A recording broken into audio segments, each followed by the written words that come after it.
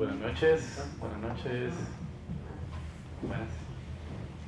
Bienvenidas y bienvenidos aquí hoy a la presentación del libro Juan Mal Poetastro Acautina.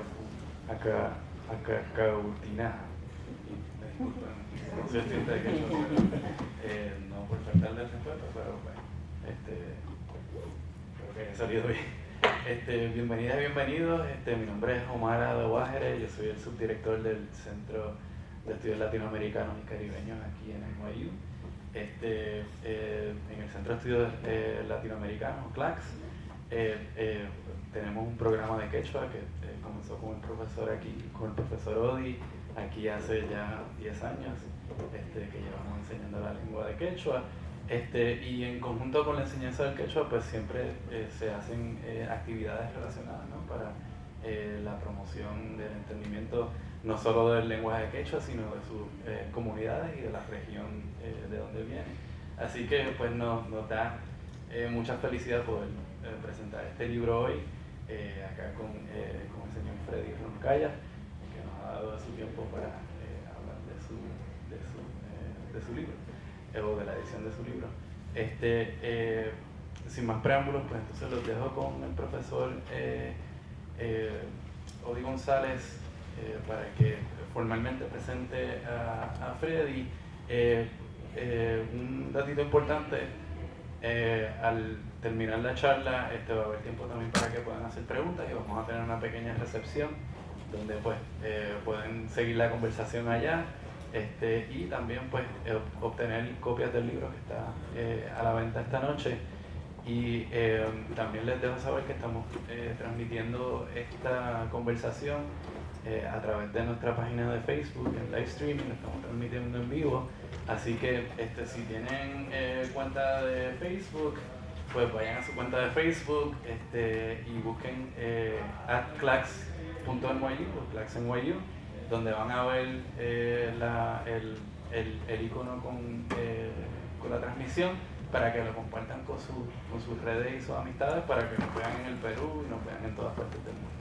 Así que nuevamente, gracias por estar aquí y los dejo con el profesor Odi González. Gracias. Okay.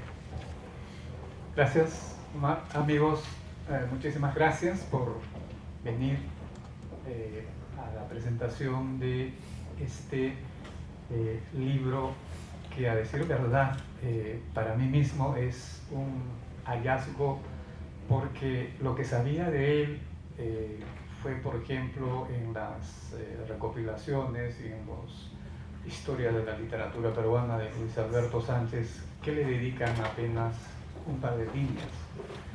Y la verdad es que habría que comenzar diciendo de que el humor, así como la onomatopea en una lengua oral como el quechua, pero sobre todo el humor, es una cuestión cultural. No sé si se han dado cuenta ustedes, un chiste que para los hablantes de español puede parecernos sumamente gracioso, no lo es para un hablante en inglés, que aún si hablara español no va a llegar a entender completamente el alcance semántico de ese chiste.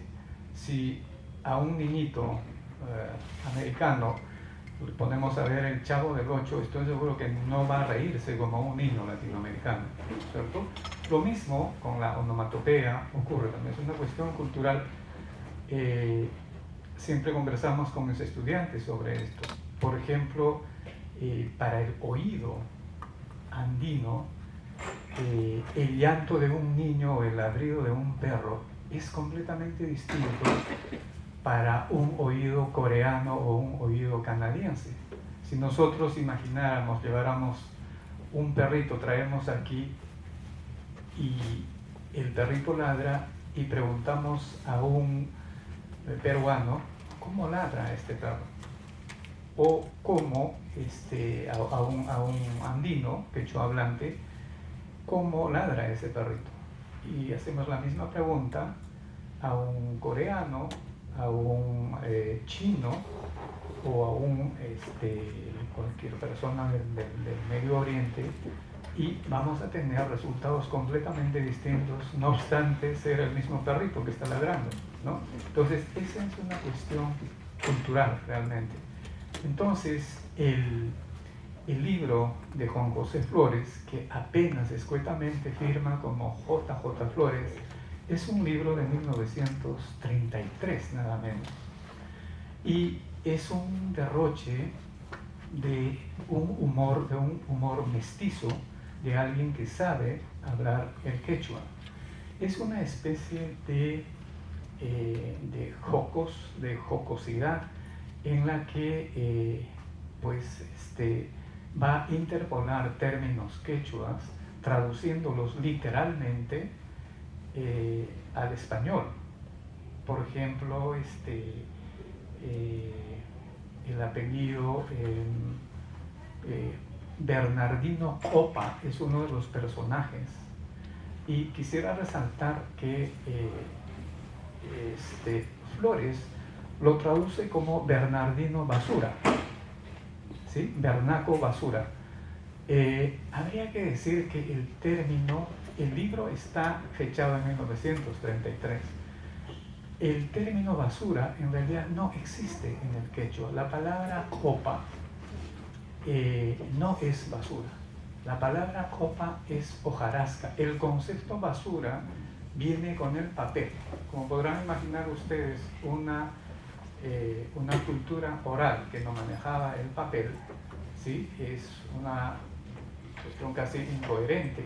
Lo que significa copa es hojarasca, pero luego devino en basura. Pero en todo caso, la traducción que Flores le da, una traducción literal jocosa, porque precisamente se trata de eso, de sacarle provecho, de esa traducción literal es Bernaco Cop.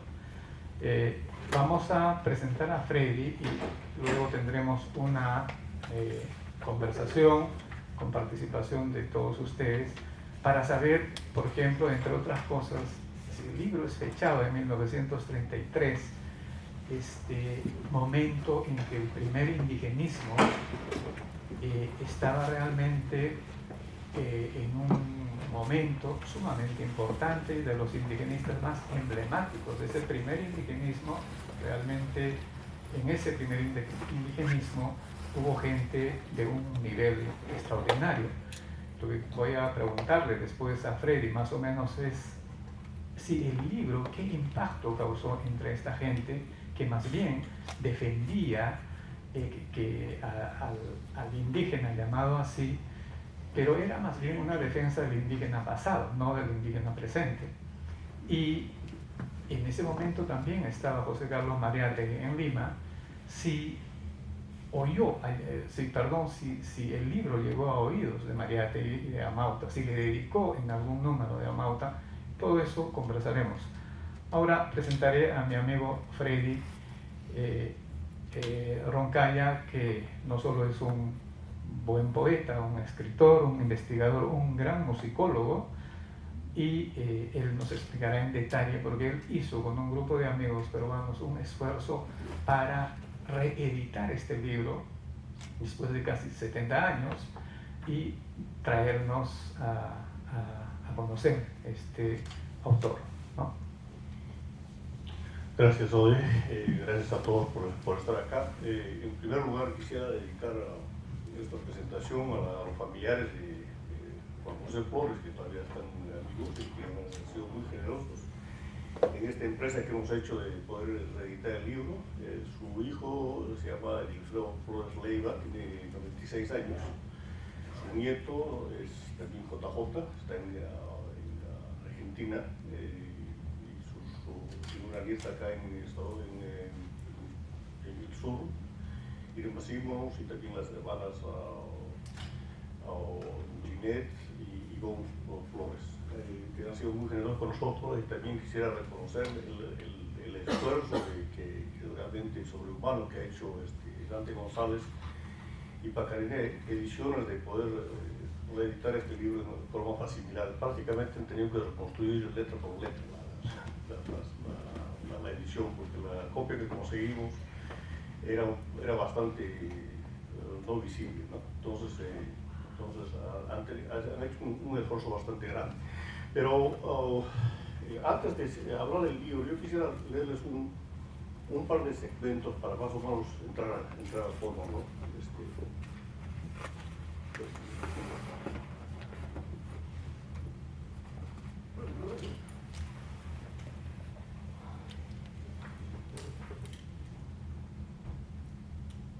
Bueno, entre otras cosas, habría que decir que en realidad él, Juan José Flores, no es un escritor limeño, es un escritor de una de las provincias del Perú. Él es apurimeño, Freddy, ¿no? No, él es ayacuchano, Ayacuchano, pero radicado sí.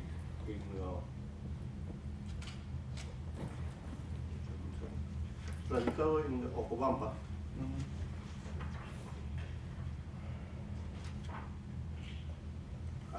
Entonces, desde esos años el canon literario, el centralismo limeño es hasta ahora, en realidad, ignora todo lo que ocurre fuera de Lima, ¿no?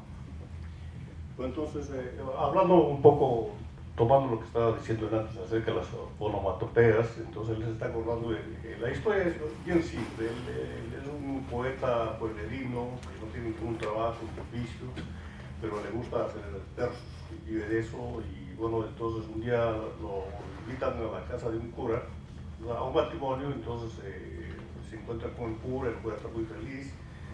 Y como él, porque él tiene una hija de 16 años, entonces él está interesado en la hija, pero Wamba está interesado en el amante del cura. Entonces al final él le roba al amante. Entonces hay una serie de persecuciones y encuentros, desencuentros entre Wamba y el amante, que van recorriendo de diferentes pueblos del sur del Perú, ¿no? Entonces con una serie bastante jocosa e interesante de vicisitudes. Uno, por ejemplo, que se quiere suicidar y en vez de suicidarse por el cuello, porque duele mucho, se suicida por la cintura, ¿no? Otra que agarra, se hace el muerto, pero lo están llevando a la morgue y tiene que salir corriendo. Entonces viene su amante y le pone una falda, y él empieza a pasar por Ayacucho, que él traduce como difunto rincón, ¿no?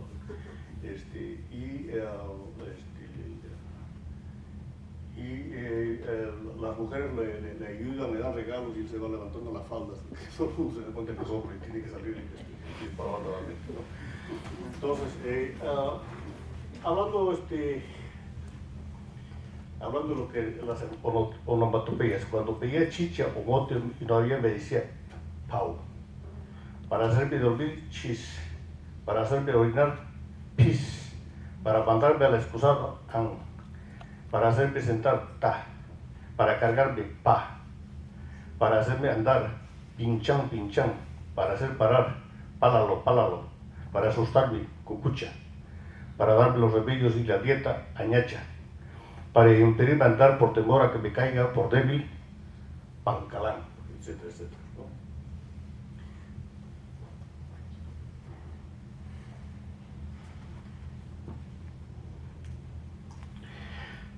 La filosofía es ciencia que se refiere a una pareja de enamorados, por ejemplo, Teófilo, Sofía. La mitología se refiere al estudio científico del modo de preparar el barro para hacer adobes, que en quechua se llama mito. La psiquiatría es una ciencia que trata del ano, que en quechua se llama psiqui. La apología es una ciencia de hacer la medición de polo a polo, por Apolo. La coreografía trata de la ciencia de hacer el coreo o sacar las hierbas de las cementeras, que en quechua se llama joreo.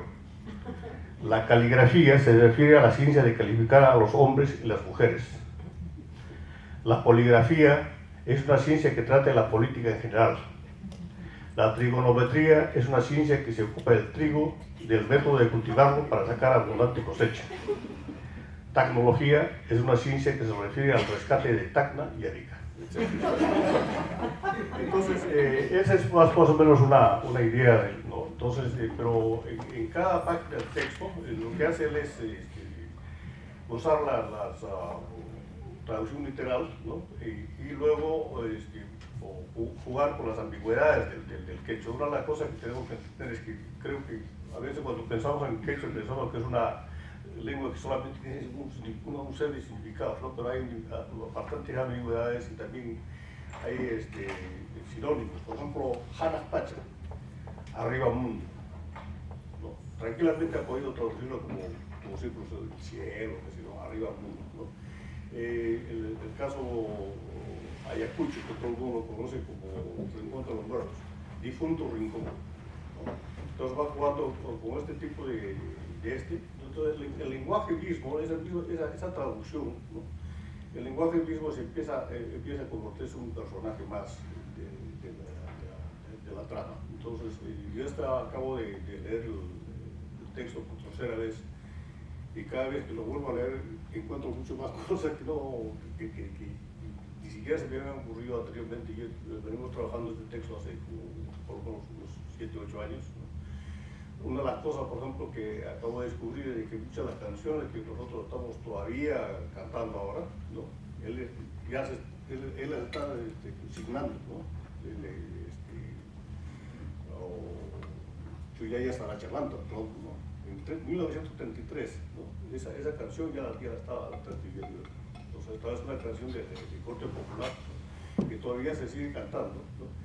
Y si nosotros, por ejemplo, se me ocurría que, por ejemplo, cuando pensamos en la música criolla, ¿no? O en la música la nueva ola de los 70, veces tenemos la sensación de que son sonidos que se han gastado un poco, ¿no?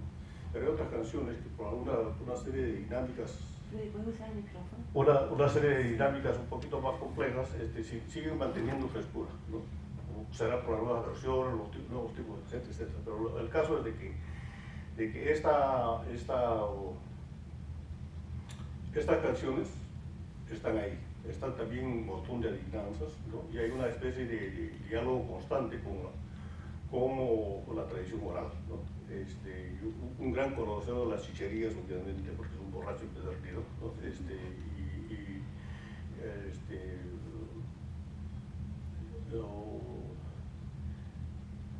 La otra cosa que hablando de la música, ¿por qué escribe esta novela, ¿no? Entonces, él escribe la novela porque él es un asentado que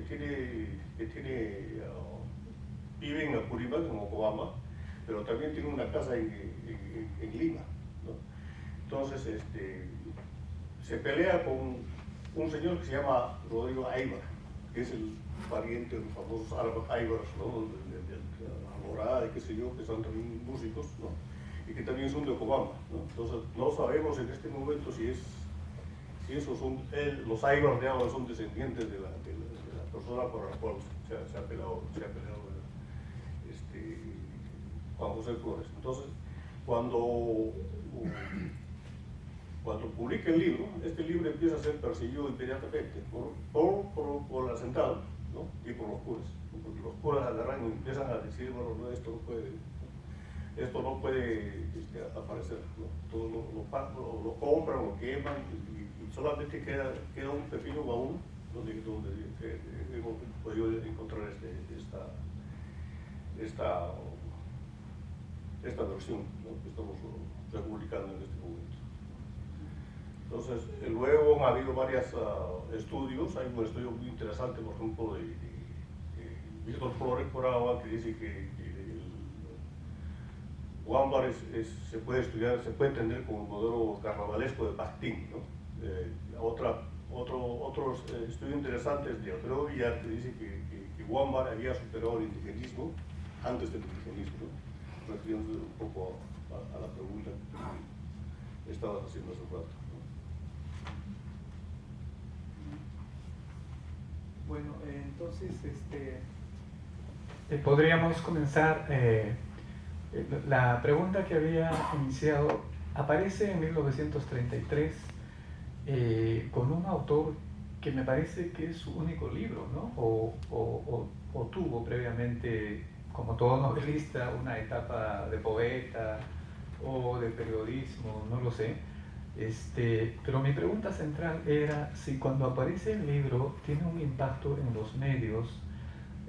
Por esa época, a Mariátegui en realidad difícilmente se le pasaba cualquier obra que valiera la pena y que apareciera en provincias. No estamos hablando de Lima. Realmente José Carlos Mariátegui tenía un olfato y una conexión realmente con las provincias. En realidad, si quisiéramos saber de los libros surgidos, de los buenos libros en esa época, realmente están en el Amauta, ¿no? Poemas de Guillermo Mercado, un poeta arequipeño, o de poetas de Sicuani, por ejemplo, ¿no? Hay una galería de poetas de Sicuani en una provincia de Cusco que Mariátegui los publica, ¿no? Entonces quería preguntarte qué impacto tuvo cuando aparece el libro en 33. Bueno, sí, más bien sería la cuestión al revés. Yo creo que me parece que el libro fue, digamos, muy local, ¿no? O sea, que estaba dirigido a valorar la vida al otro hacendado, ¿no? Y al cura, ¿no? Porque, bueno, tú sabes, pueblo chico, ¿no? Entonces, y desde el comienzo, momento que salió el libro, empezó a ser reprimido, ¿no? Entonces, eso era una cosa. Ahora, aquí me da la impresión de que realmente, yo no sé cuál sería la posición de Mariátegui, pero yo creo, he estado haciendo los seguimientos, los manifestos terroristas, la vanguardia en el Perú, el grupo Ortopaca, todos están más o menos en la misma época, pero él no tiene relación intertextual con ninguno de ellos. Sin embargo, una de las cosas que cuando leen ustedes el libro se van a dar cuenta de que cuando está escribiendo en español, el español es perfecto, ¿no? O sea, tiene y es muy ameno, además muy claro, ¿no? una economía narrativa muy grande, ¿no? Y además conoce muy bien el quechua, ¿no? Entonces, eso revela lectura, definitivamente lectura, ¿no? Entonces, este señor además tenía una casa en el Malecón Balta y él era socio del Club de la Unión, o sea, no era un hacendado que solamente llegaba pues, a Inglaterra, ¿no? Entonces, era un tipo que estaba muy metido en varios espacios. Yo creo que por alguna razón él no le interesaba estar en los circuitos literarios, ¿no? Entonces fue una postura bastante radical de su parte, ¿no? Ahora que no sé si haya llegado en manos de Mariátegui, ¿no? O de otros estudiosos. Yo sé que, por ejemplo, Arguedas es una mención muy pequeña. Entonces, ¿por qué? Porque básicamente la postura de Juan José Flores está en contra de todo lo que están haciendo los demás. O sea, no está en contra, está al margen, ¿no? Es una bien marginal, es una visión bastante fuera del este, ¿no? Pero es una pelea entre pueblerinos, ¿no? Entonces, como decía en el ensayo previo, es que se elimina el problema del otro, ¿no?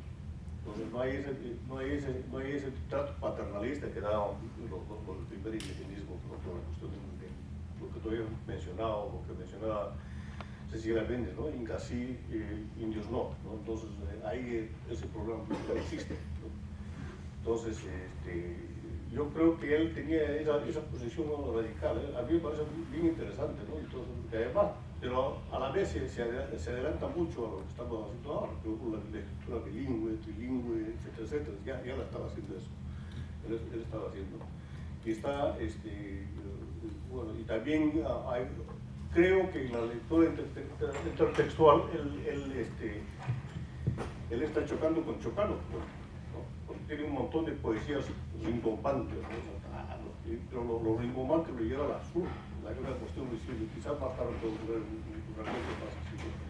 Entonces, a mí me parece que sí tiene lectura, pero no le interesa, ¿no? Entonces, ahora, que los demás no lo hayan leído, ¿no? Yo creo que se fue, digamos, el hecho de que haya sido un texto tan radicalmente quechua, yo creo que ha sido una cosa que mucha gente no lo ha visto bien, ¿no? Entonces, por eso no ha sido, no ha salido de la cuestión provincial, sino hasta hace poco.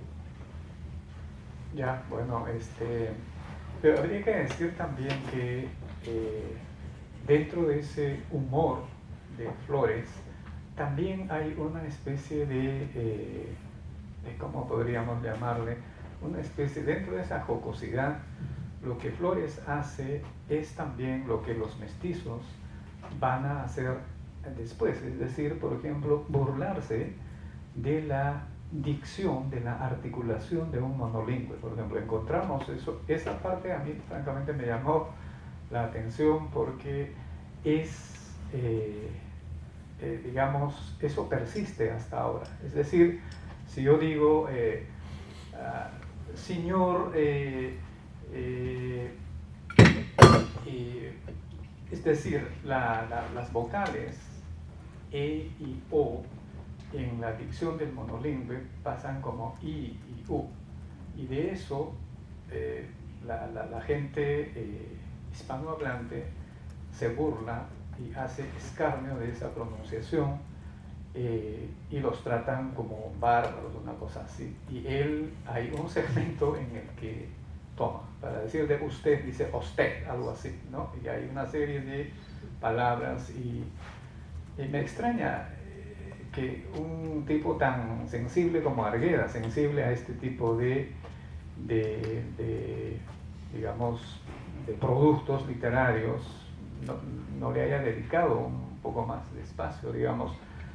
¿Acaso algo tendría que haber, no sé, ocurrido por esta cuestión de la jocosidad y de la burla que alcanzó a este tipo de burlarse un poco de la articulación del monolingüe, ¿no? No sé, es simplemente una especulación, ¿no? Bueno, sí, bueno, al respecto, es interesante lo que tú dices, lo que tú dices respecto a las vocales, solamente está en todas partes. Ya, en las dos partes son las partes en las cuales Adelaida le contesta a una carta, ¿no? Y en una carta le contesta con una carta, precisamente con problemas entre comillas de las vocales. Y en la segunda respuesta ella le responde en verso, ¿no? Y le dice que tú para poeta no sirves, ¿no? Luego ponte, usted para poeta no sirve, ¿no? Porque mejor ponte a tomar poeta vago, pretencioso, mejor vete a tocar cauca, ¿no?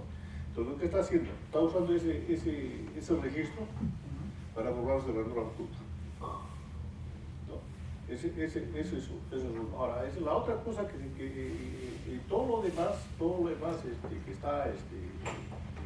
que está haciendo Wambar con las traducciones es a nivel sintáctico y a nivel de morfológico. No es a nivel de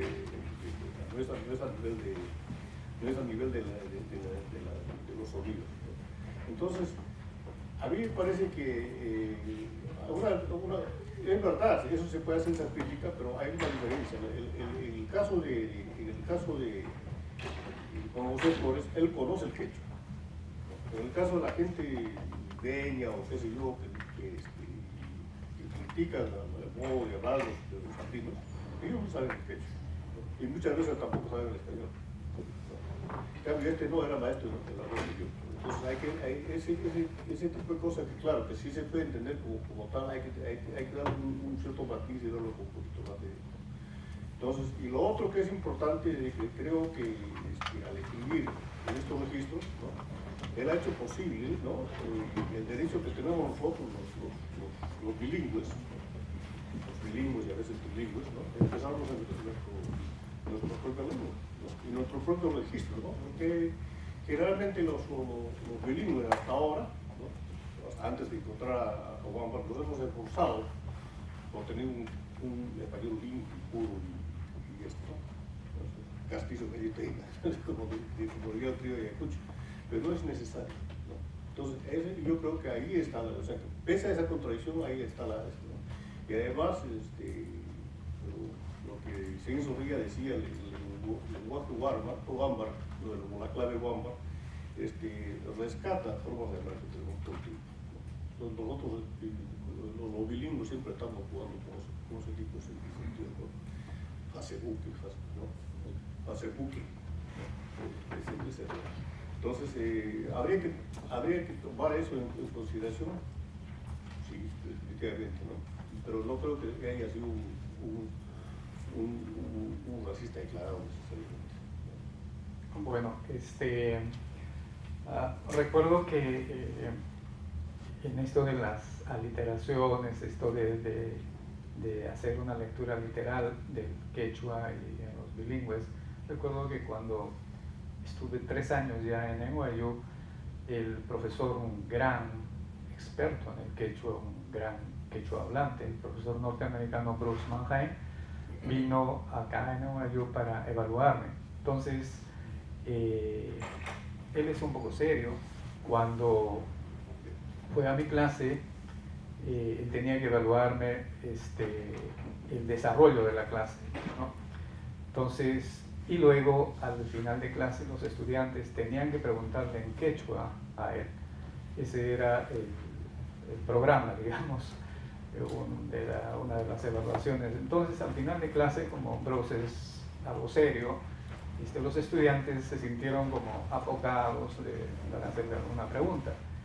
Entonces hubo un momento un poco, digamos, de silencio simplemente, y para romper el hielo, el profesor Mannheim es de la Universidad de Michigan. Entonces se me ocurrió preguntarle, haciendo este juego de palabras a los Flores, le dije: Bruce, Canchu Michiguna Michigampi, ¿no? Michi en quechua es gato, ¿no? Yo le preguntaba si había gatos en Michigan, ¿no? Jugando Canchu Michiguna Michigampi, ¿no?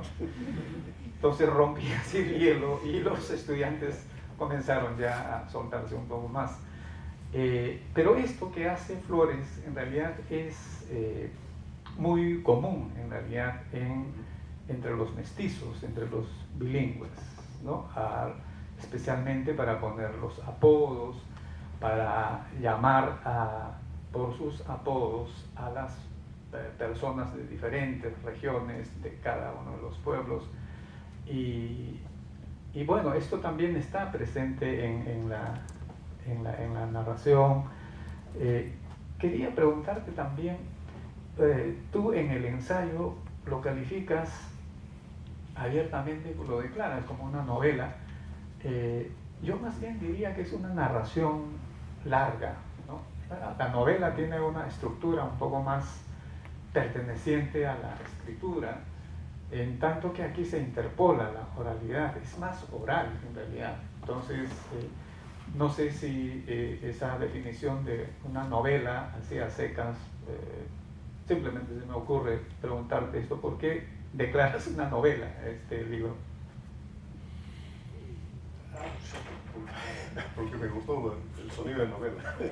No, bueno, no, es que sí, o sea, en términos de definición, bueno, se puede ser una narración larga, puede ser, pero bueno, ¿qué entiende uno por novela también, no? O sea, es muy amplio, ¿no? Es muy amplio. Porque también, en términos de que una novela no puede provenir de la oralidad. En cambio, la novela pertenece al código de la escritura. No hay una novela, no puede haber una novela llamada así como novela proveniente de la oralidad. O sea, es un género que no le pertenece en realidad. Sí, ¿no? pero Guama no viene solamente de la oralidad, ¿no? O sea, a mí ¿Cuál es la interpolación? Sí, es la interpolación, porque por ejemplo cuando él está haciendo digamos, lo que yo llamo, acabo de descubrir hace una semana, creo, chocando con chocano, ya no es oralidad. Entonces, eso, vamos a ver si encuentro algo así.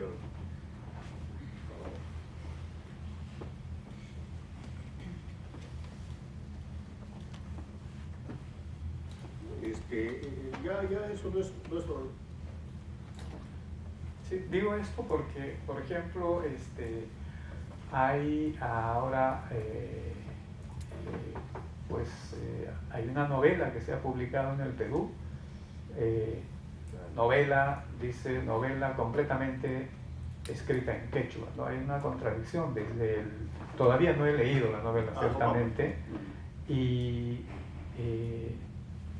digamos, eso es ignorar el carácter, la naturaleza oral del idioma quechua. El hecho de que ahora podamos escribir el quechua no quiere decir que haya perdido su oralidad. Ese es el mayor error que podemos realmente creernos, que ahora que es posible, gracias al abecedario español, que podemos creer que el quechua ha perdido su carácter oral. eso sería francamente liquidar el quechua. Bueno, sí, bueno, lo que pasa es que no, o sea, las lenguas no pierden su carácter rural, o sea, el inglés, ¿no? El español no pierde el carácter rural, ¿no? Y hay una gran creatividad en la forma de hablar de la gente, ¿no? Yo, por ejemplo, trabajo en el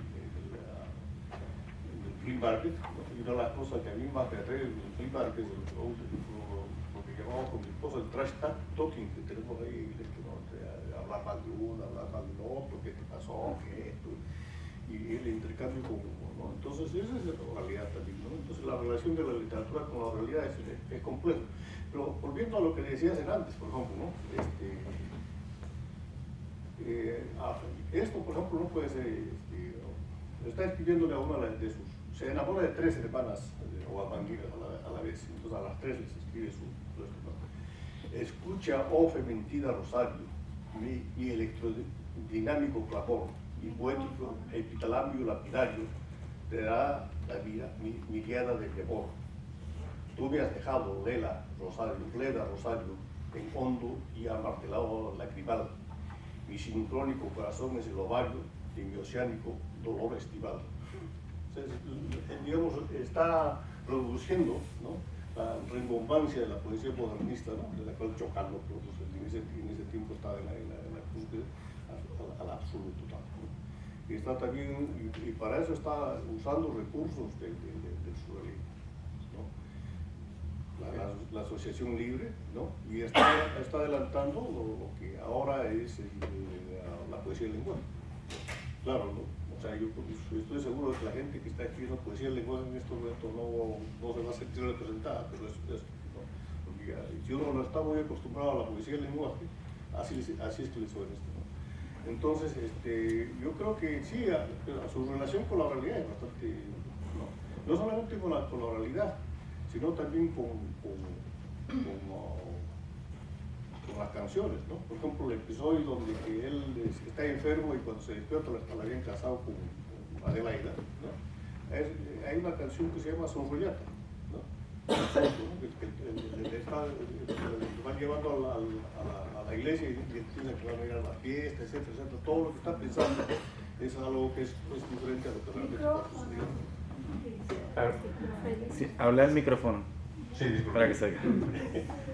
Ok, creo que es el momento de invitar al público, por favor, para que puedan hacer preguntas a Freddy. ¿Sí?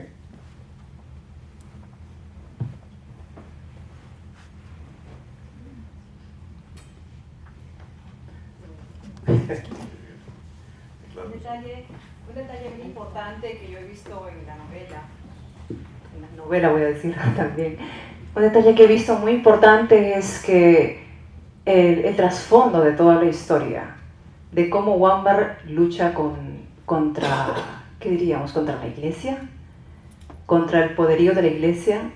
¿Cuál es su opinión al respecto, Freddy? Porque independientemente de toda la lectura bilingüe, todos los aportes quechuas, yo la verdad me he como mareado bastante, pero el trasfondo de la historia, ¿cuál es tu opinión al respecto sobre el tema por ejemplo, de que siempre tiene que estar huyendo, siendo perseguido por la iglesia, por un hombre de poder como es el cura? Bueno, yo creo que todos en el Andes sabemos que el cura es el antihéroe por excelencia, ¿no? O sea, hasta antes de que aparecieran los excongresistas, ¿no? Entonces, era el antihéroe por excelencia. ¿Por qué? Porque desde el primer momento se llegaba, pues, ya lo vemos inclusive desde Huamampopa, cuando empieza a invitar a los curas en sus sermones, ¿no? Son gente muy ambiciosa, ¿no? Son tan degenerados, ¿no?, que les gustan las mujeres y generalmente acaparan a las mujeres, ¿no? Entonces, pero él, ¿no? Él también es un mujeriego, ¿no? Pero tiene mucho menos poder que el cura, ¿no? Entonces yo creo que sí, ese es ese es el tipo, el antiataque, el Taitacura es arte andante, pero de excelencia en los Andes, ¿no? Y eso está señalando eso, ¿no? Bueno, sí, quería agregar que en efecto en realidad se trata de una tríada que está conformada por el cura, el hacendado y el gobernador, ¿no? Que son tres poderes, y contra esos tres recuerdan la novela Abessindio de Clorinda Mata de Turner, ¿sí? Que igualmente en realidad toma como base un suceso de abuso del cura, ¿sí? Que llega a tener hijos en una joven y toma eso, en realidad es la partida de la novela, ¿no? Es más o menos es contemporánea, podríamos decir, ¿no? Pero en todo caso toma más o menos esos temas, esos trasfondos, como tú dices, y en efecto la pelea en el fondo es contra el cura, en realidad, ¿no? Contra el cura que representa un sistema de poder, ¿no? Sí.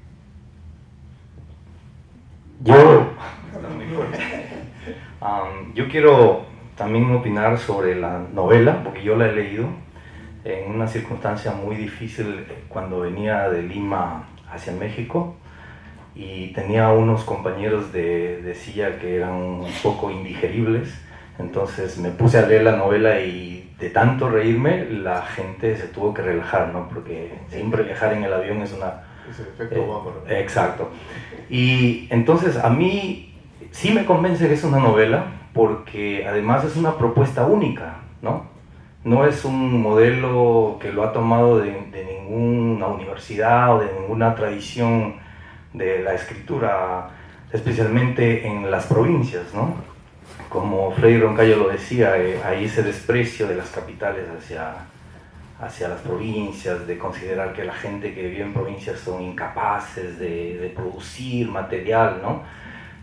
Sin embargo, por ejemplo, estando en Andamarca, durante la festividad de la sequía, de la limpia de las sequías, la gente sube a las montañas y existe esta forma de estos diálogos entre bromas y bromas entre quechua y castellano, y la manera en cómo Wambar traduce, digamos, la forma castellana del quechua, lo hace literalmente, ¿no? No lo corrige, y es como la forma como se habla.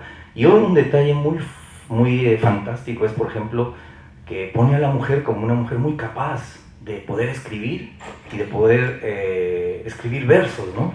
Cosa que en el imaginario occidental siempre consideran a la mujer autóctona, a la mujer monolingüe, bilingüe de los Andes, como una mujer torpe, incapaz, ¿no? Y cosa que él lo demuestra y yo sí creo que es una novela. Yo sí apoyo la posición de Freddy, porque a mí me ha convencido realmente, ¿no?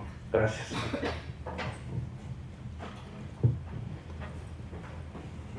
Excúseme que yo no he leído la novela y vine porque yo estoy muy altamente admirada de que otras lenguas, especialmente nuestras lenguas primarias, se estén dando, sobre todo en una ciudad como Nueva York, que ni todavía ha aceptado de primer plano el español, que es la segunda lengua. Yo quisiera, y esta luz que me quiero tener es porque en Colombia nosotros tenemos cerca de 80 lenguas indígenas y es muy complejo que las vean como respetables. Y siempre que se celebra en los lugares, se celebra el Día del Español, me gustaría como unos toques, si puedes responder al final no importa porque sé que se salió un poquito de lo que ustedes están hablando, pero cuáles son como los tips o las herramientas que uno tiene para preservar este tipo de lenguas y cómo es tan honorable ver aquí que lo están haciendo acá, como para uno llevarse muchas ideas y seguir con esta historia de recuperar pues nuestras lenguas. Es complejo el panorama, sí, bueno, hay esfuerzos en Colombia, ¿no? O sea, por lo menos de lo que yo sé en escritura, ¿no? Yamioy, por ejemplo, ¿no?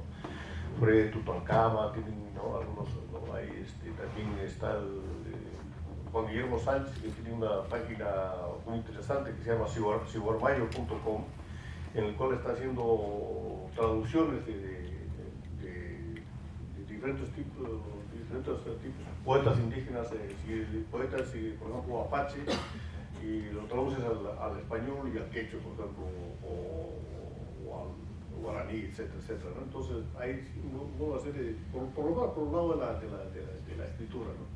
Hay una serie de acercamientos. Ahora, por el lado de la interculturalidad, que eso ya es más complejo, ¿no? Entonces, porque, no sé, o sea, depende de las políticas culturales de lo que hay en todo en los diferentes países. Yo entiendo que, por ejemplo, en Ecuador y en Bolivia están mucho más avanzados, en Chile, en Perú hay políticas interculturales, pero mucha la gente joven que está en la política intercultural tiene problemas de autodefinirse como indígena o mestizo. Hay toda una polémica interna, más que externa, ¿no?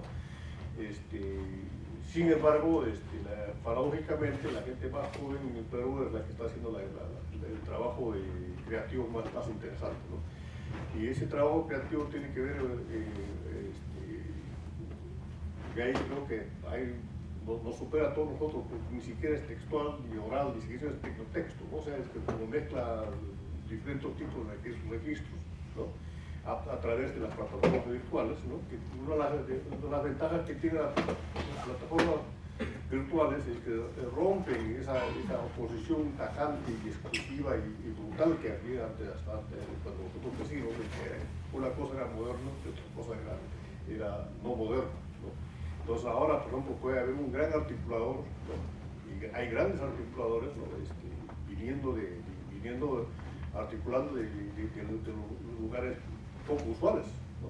Por ejemplo, hay una gran articuladora en Saruman, ¿no? Que se llama Elisa de Canchari, ¿no? El trabajo que ha hecho Irme, su equipo en Puno, etcétera. Son gente que está, digamos, en la cresta de la ola, pero ya, digamos, en un tipo de dinámica un poco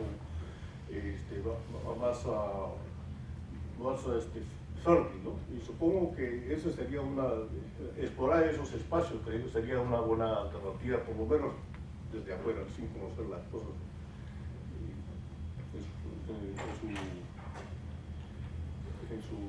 en su día a día, ¿no? Bueno, habría que decir que hay dentro de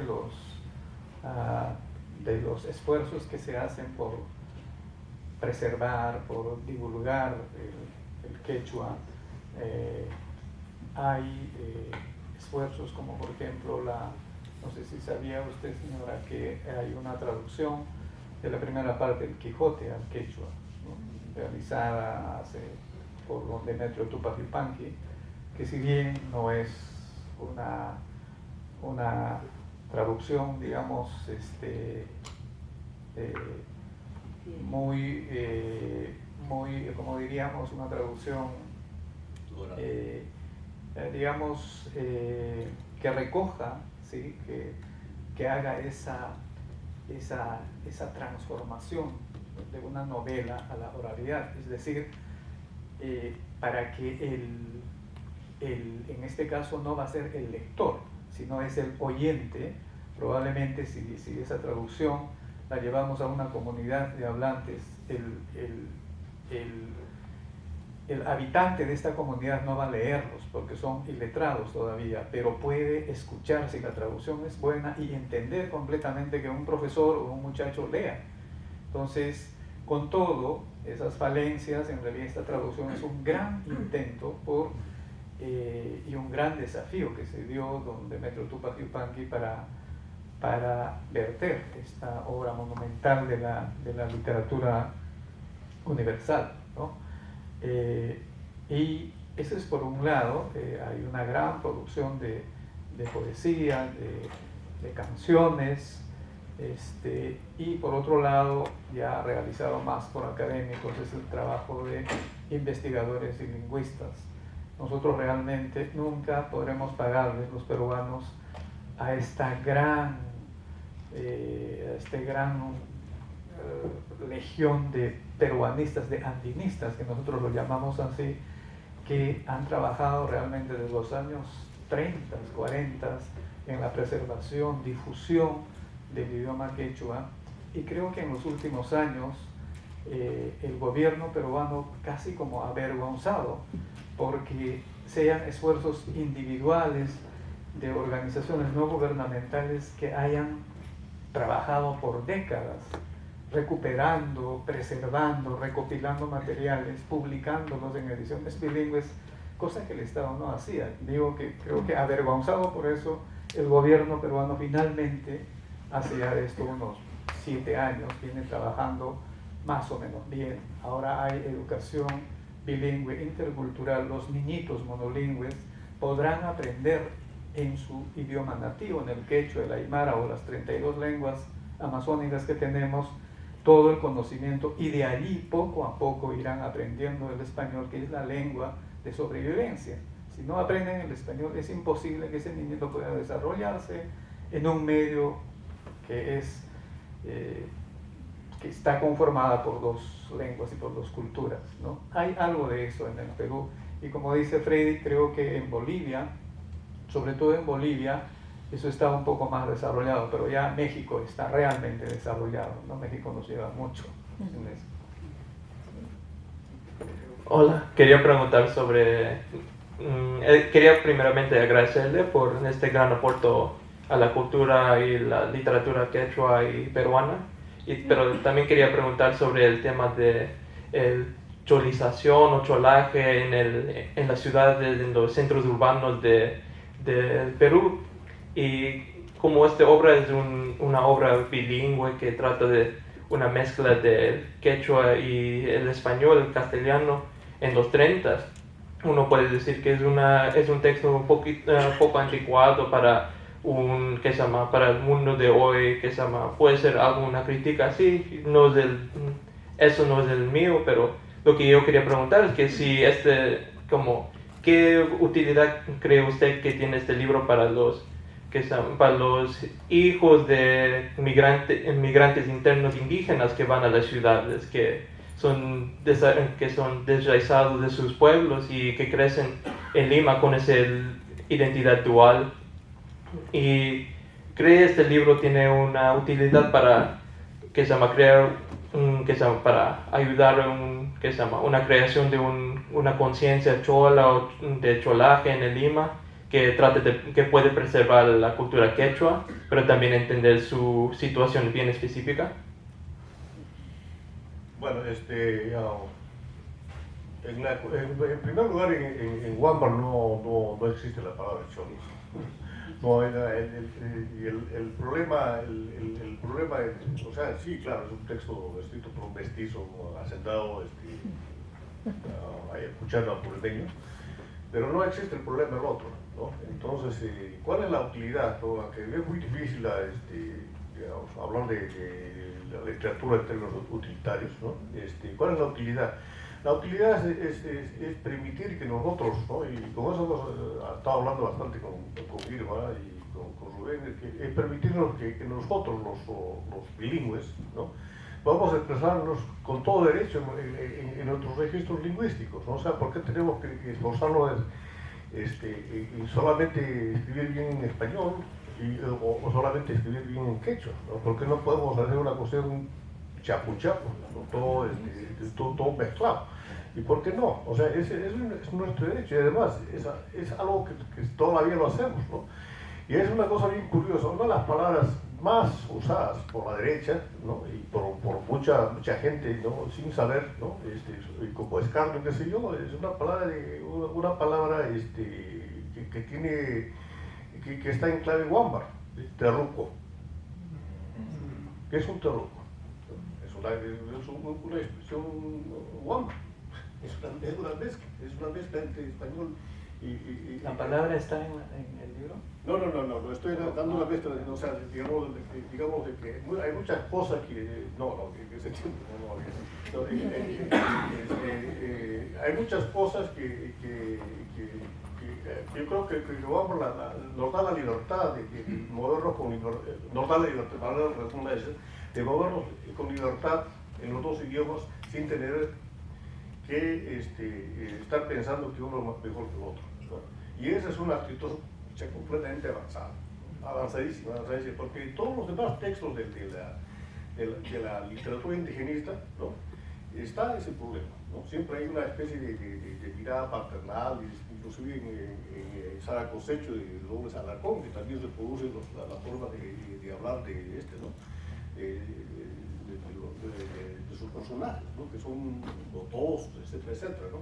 Entonces, eso me parece es uno de los grandes aportes y que creo que, bueno, nosotros, tanto Odi como yo y otras personas más, hemos estado trabajando textos multilingües hace mucho tiempo. Entonces, a mí personalmente, como persona que trabaja con 3 idiomas, a mí me cae como anillo en la mano, ¿no? Pero bueno, eso es otro problema.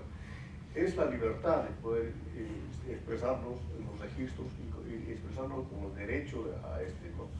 a hablar con su bote, moticheo, ¿no? Entonces, porque también existe el problema, y hace poco una persona que va a dar mucho en la literatura peruana, es una persona muy joven de la institución o de la educación intercultural bilingüe, acaba de escribir un artículo que, por ejemplo, hay gente que también es discriminada por no hablar bien el quechua.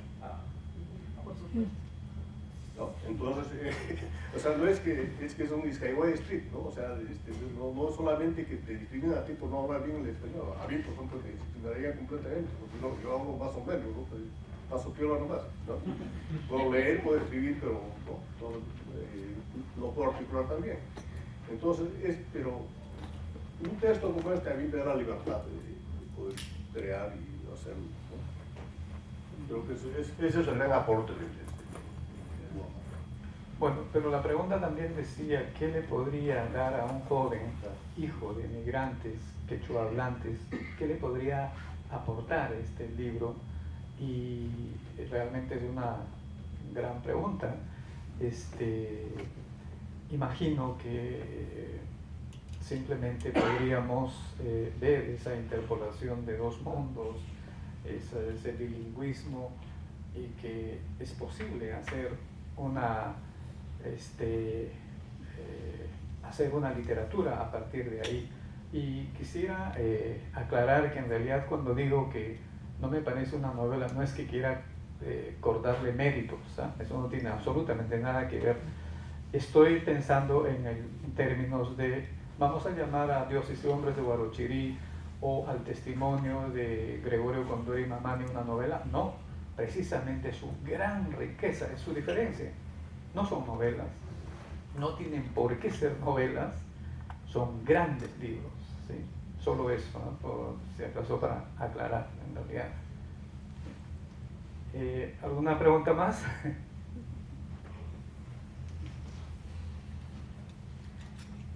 Bueno, si no, pues sí.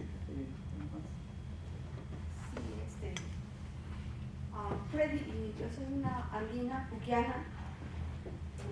La verdad es que he leído parcialmente el libro y me he divertido como no tienes idea, ¿no? Pero yo también me puse a pensar que eso que fue en los 30 está tan actual, porque yo siempre viajo a Puquio, a la fiesta del agua. Entonces ahí hay una serie de personajes que salen después del ritual hay unos personajes que se llaman los yamichus, sale disfrazados de mujeres, de curas, y entonces cuando uno llega de la capital a la provincia, y si por si acaso te conoce, y te conoció como te vestías en el pueblo, y entonces de pronto vas con casaca americana, ¿no? O un jean roto, entonces ellos te reconocen, pero tú no lo puedes saber quién es, porque están con máscaras, ¿no? Muchos de ellos. Te dicen tu nombre y te dicen, ah, mira, así que ahora ya eres americanito, ¿no? ¿No te acuerdas que andabas sin zapatos? ¿No? Entonces se burlan. O sea, eso está tan actual, y yo creo que los provincianos que tenemos esa vivencia, sabemos eso, ¿no? Y me encanta eso. Gracias. Sí, bueno, gracias por la pregunta. Lo único que quería, que tan interesante esto, y podríamos hablar mucho, porque yo personalmente cada vez que vuelvo a leer el libro, cada página me dice, es increíble puede uno ir por acá, por allá, etcétera, etcétera. Pero una cosa que antes de que se me pase, y respecto a lo que estamos hablando, es de que respecto a Arguedas, ¿no? Yo propongo en el ensayo, quizás eso es ya materia de otra discusión, de que si Arguedas está representando el lado trágico, violento, difícil, ¿no? Desde delante, ¿no? Lo que hace Wambar es presentar el lado festivo, ¿no? Entonces, a veces afuera nos dicen, no, esos antiguos están llorando todo el tiempo, que si no están tocando vainas, cortando con la vena, etcétera, etcétera, ¿no? Lo que hace Wambar es cambiar todo eso, ¿no? Entonces yo creo que es una mirada muy, muy saludable, ¿no? Y quizás es bueno leer a estos grandes autores, que dicho sea paso son los dos andahuaylinos, uno por nacimiento y el otro por añadidura, ¿no? Entonces, pero Arguedas escribe sobre Ayacucho y el Ayacucho escribe sobre Ocobamba, bueno, en fin. Esa dualidad, pues como estamos hablando de la dualidad, la complementariedad, no sé si eso aplica, ¿no? Pero sí creo que nos da una dimensión más, y una dimensión que todavía hemos sabido, ¿no? Creo que literariamente, los estudios literarios, estéticos, el que sigo, se nos ha impuesto la negación, se nos ha visto solamente impuesto la otra, ¿no? Lo cual sin desinteresar para nada el gran trabajo del litigismo y los grandes países, incluyendo los Arguedas. Ok, creo que la respuesta lo dio acá nuestra amiga. En realidad, lo que tú preguntabas, Arnold, es que ¿cuál sería el aporte? Es esa actualidad. Es decir, aquello que escribió en 1933, que registró, es absolutamente actual. Yo creo que ahí está la respuesta. Muchas gracias. ¿Sí? Yo no leí todavía, pero lo acabo de comprar, pero al abrir así en esta página casi al final, que habla del aborto de Adelaida, y me parece también eso súper vanguardista, porque no me imagino a nadie, ni en Argentina, en el 33, escribiendo sobre el aborto así, ¿no? Y criticando un aborto que hable de la ciencia facultativa y finalmente la ayuda y dice, la curé en 2 papazos a mi gusto y a gusto de ella. Ese aborto que fue medio mal parece, pero que finalmente se arregla, ¿no? Y está expuesto ahí. Sí, esa parte a mí me llamó la atención y realmente no sé cuál, o sea, es un tema tan difícil que eso por sí, eso es lo que a mí me chocó. No se tocaba, ¿no? No se tocaba, claro. No se eso es tocaba. interesante. Sí. Casualmente abrí allí y me llamó la atención, ¿no? Es decir, en este momento sobre todo, es wow. Sí, ahí, y además ahí, digamos, la fuga dura más o menos un año, pero en ese año Adelaida está embarazada como 3 veces, pasan un montón de cosas. O sea, las temporalidades son un poco raras, pero sí, a mí me chocó, pero lo que tú dices es muy interesante. Bueno, ahora que gracias al esfuerzo de Freddy, a la sensibilidad de Freddy y este grupo de amigos que han reeditado el libro, yo creo que ahora recién van a salir los primeros ensayos, los primeros trabajos dedicados y a desentrañar, digamos, los significantes, la semántica que está cifrada en este libro, ¿no? Esperemos que, pues sí, empezarán a salir ahora sí.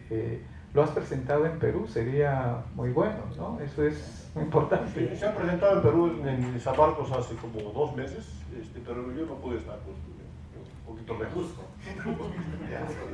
Hay que llevarlo, claro, a Cusco, a Apurímac. Ya se presentó en Cusco y ahora se va a presentar en Andahuaylas y en Abancay en los próximos 2 meses.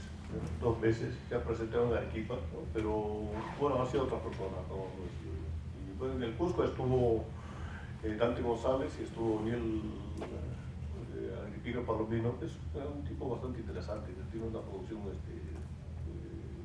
crítica bastante interesante, ¿no? Porque la Universidad de San Marcos en Lima y la Universidad Católica del Perú realmente ahora sí tienen programas dedicados a desentrañar este tipo de libros. Hay gente valiosísima, por lo menos en la Universidad de San Marcos, que me consta que realmente hacen un trabajo riguroso y seguramente saldrá pronto trabajos que analicen rigurosamente el valor de este libro, ¿no? Yo creo que, amigos, otra vez reiterarles el agradecimiento por haberse dado tiempo y venir hoy. Creo que hay algo para probar y tomar algo, entonces los invitamos a pasar y que puedan adquirir.